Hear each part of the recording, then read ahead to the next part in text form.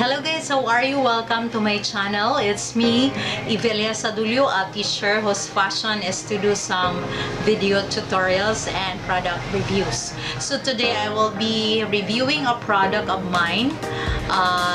This is very useful for me, especially that I am the only girl at home. So this is what we call the Robotic Vacuum Cleaner.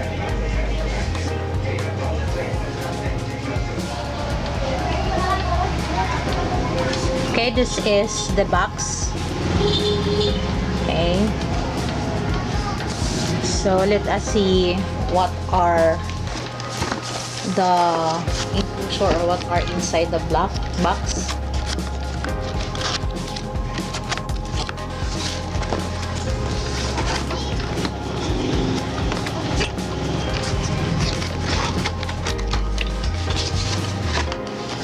Okay, so we have here the charger, we have here the screwdriver, by the way, not screwdriver, and of course the cloth, and we have here the manual, and of course we have here the unit. This robotic vacuum cleaner is available in two colors, white and black one. So I have chosen the black color of robotic vacuum cleaner because if it is white, it's easily get dirty. Okay, let us see the unit. So this is how it look like. So we have here ventilation. It is where the hot air comes out. And this one is the handle. This one here. And we have here the power indicator. It lights red when you charge the unit, and when you switch this on, this is color blue. And this is this is where we charge the battery, and this is the power button. And these are the two brushes here, and inside here is the dust box. Just pull it up. So this one, this is the dust box. To clean this one, just open this up, then you can remove this one, then you can get the dust inside.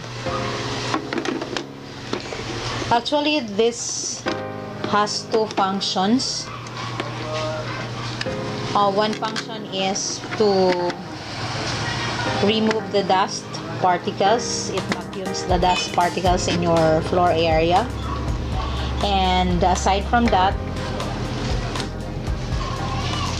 it can also be used as a mop. So together also in the box is this one.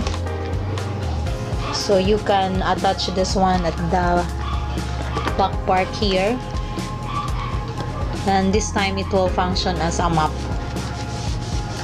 Okay, so you can just wash this one if it gets dirty.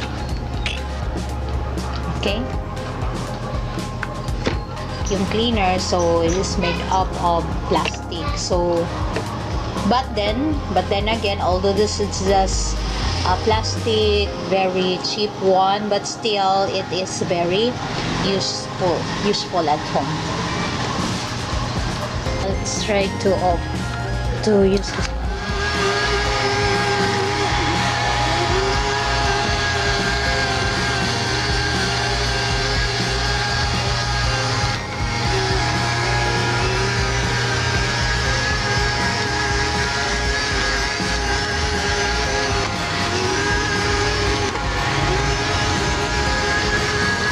That is how it works.